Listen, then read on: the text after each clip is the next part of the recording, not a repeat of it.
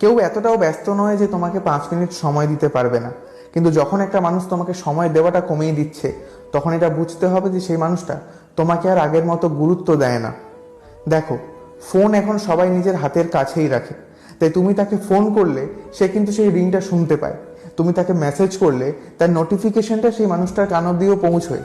কিন্তু যেহেতু সেই মানুষটা তোমাকে আগের মতো গুরুত্ব দেয় না, তাই সে ফোনটা রিসিভও করে না, কিংবা নোটিফিকেশনের আওয়াজ শুনলেও সে সেই মেসেজের কোনো উত্তরও দেয় না। আর একটা মানুষ তোমাকে প্রধানত দুটো কারণে গুরুত্ব দেওয়া কমিয়ে দেবে।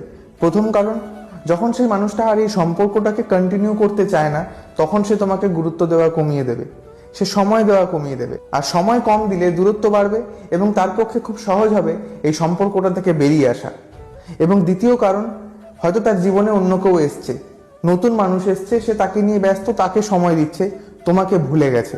আসলে কি জানো তো, তুমি একটা মানুষকে যতই স্পেশাল ফিল করাও, তাকে যতই ভালোবাসো, যদি সেই মানুষটা মনে করে তোমাকে ঠকাবে, যদি সেই মানুষটা মনে করে বদলে যাবে, তাহলে তুমি কখনো সেই মানুষটাকে নিজের জীবনে ধরে রাখতে পারবে না। সেই মানুষটা একদিন বদলে যাবে।